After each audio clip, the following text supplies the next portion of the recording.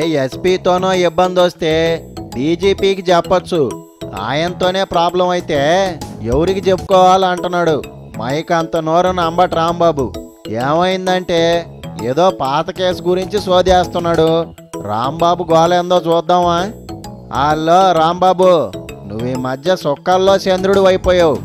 JD Ramulu గారు భారత రాజ్యాంగం ప్రకారం ఏర్పడినటువంటి వ్యవస్థలో పోలీసు ఉన్నతాధికారి, పోలీస్ బాస్.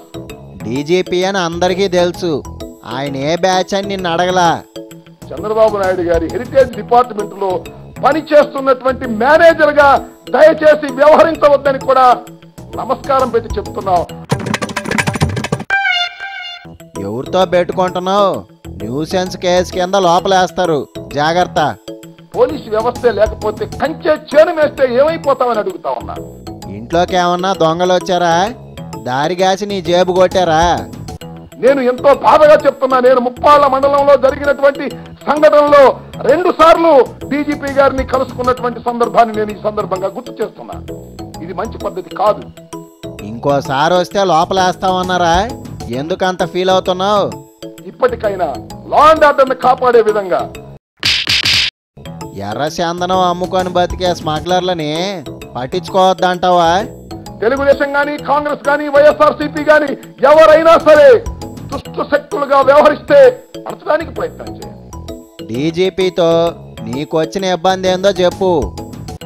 డిసెంబర్ 28వ తారీఖున ఈ సంఘటన, ముప్పాళ్ళ సంఘటన, నేను స్వయంగా అనుభవించినటువంటి సంఘటన, నేను కంప్లైంట్ ఇచ్చినటువంటి సంఘటనలో కూడా టిల్ నౌ డీజీపీ రాములు గారు పోలీసు వ్యవస్థ కించిత్ కూడా యాక్షన్ తీసుకోలేదు. నువ్వేమన్నా హోమ్ మినిస్టర్వే, అట్లీస్ట్ ఎమ్మెల్యేవు కూడా కాదు. ఆయన మాతో ఒక్క మాట అన్నాడు, పోలీసు కాదు సిఐడి ఎంక్వైరీ వేయమంటారా అని. వేయండి సార్ అన్న. అది కథ. నువ్వు సిబిఐ ఎంక్వైరీ అడగాల, అప్పుడు పోలీస్ ఎంక్వైరీ అన్నా అవుద్ది. ఇంతవరకు వేశారా? మళ్ళా మీరు చంద్రబాబు నాయుడు గారిని ఫోన్లో కనుక్కొని వేయొద్దని అంటే వేయలేదని మేము భావించాం. ఏషే, నీ రేంజ్కి బాబేంది? ఏ అమెరికాలోనో కుట్ర జరిగి ఉంటది. ఆ విధంగా మీరు ప్రవర్తించారు కాబట్టే మీ మీద అనుమానం కలుగుతా ఉన్నదనే విషయాన్ని దయచేసి గుర్తుపెట్టుకోమని మనం వచ్చాం. నీ అమాయకత్వం కాకపోతే అపోజిషన్ వాళ్ళు చెప్తే ఎట్టా వింటారనుకున్నావు?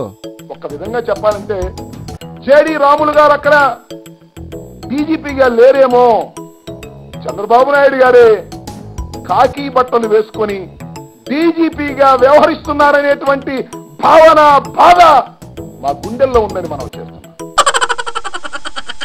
స్టేట్కి సీఎంఏ కింగు, ఆయన అట్టా చెప్తే అట్టా వినాల్సిందే.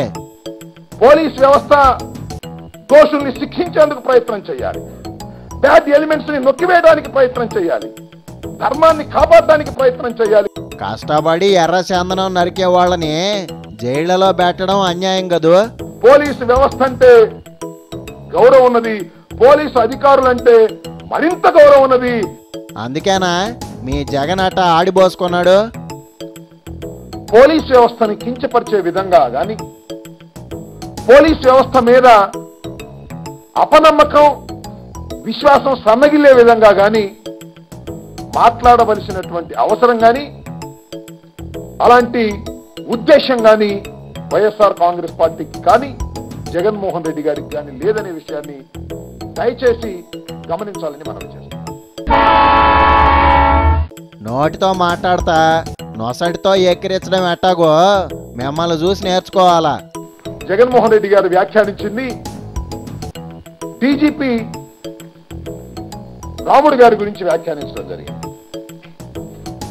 నిజంగా అలా వ్యాఖ్యానించవలసి వచ్చినందుకు నిజంగా చింతిస్తున్నామని కూడా మనం చేస్తున్నాం. అయితే సారీ చెప్పండి. క్షమాపణ చెప్పవలసినటువంటి అవసరం లేదు. నిపాసు గల అసెంబ్లీలో స్పీకర్ను కూడా నానా మాటలు అన్నారు, చివరికి చెవులు పట్టుకున్నారు. చట్టం ప్రకారం నడిచే పోలీసు అధికారులకి సలాం చేయడానికి ఎప్పటికైనా సరే వైఎస్ఆర్ కాంగ్రెస్ పార్టీ మేము సిద్ధంగా ఉన్నాం. దాని ముసుగులో పోలీస్ కాకి దుస్తుల్లో రాజకీయాలు చేసే వాళ్ళని, చంద్రబాబు నాయుడు గారికో మరొకరికో ఊడిగం చేయడానికి ప్రయత్నం చేసే వారిని విమర్శిస్తూనే ఉంటాం. డ్రగ్స్ కి అలవాటు పడ్డా, తిట్టడానికి అలవాటు పడ్డా అంతే, ప్రాణం బేగతుంటది. విమర్శించడం ధర్మమైంది, న్యాయమైంది, సమాజాన్ని కాపాడటం కోసం చేసేటటువంటి ప్రక్రియగానే భావించవలసిందిగా కొటేషన్ రాసి పెట్టుకుంటాం, అంబటి సూక్తులని అచ్చేయొచ్చు. వాస్తవా కాదా? మేము చెప్పిన దానిలో ఎక్కడైనా తప్పు ఉన్నదా? చర్చ జరగవలసినటువంటి అవసరం ఉన్నది. నీ అంత తీరిగ్గా ఈడెవరూ లేరులే గానే, బయలుదేరు. Thank you.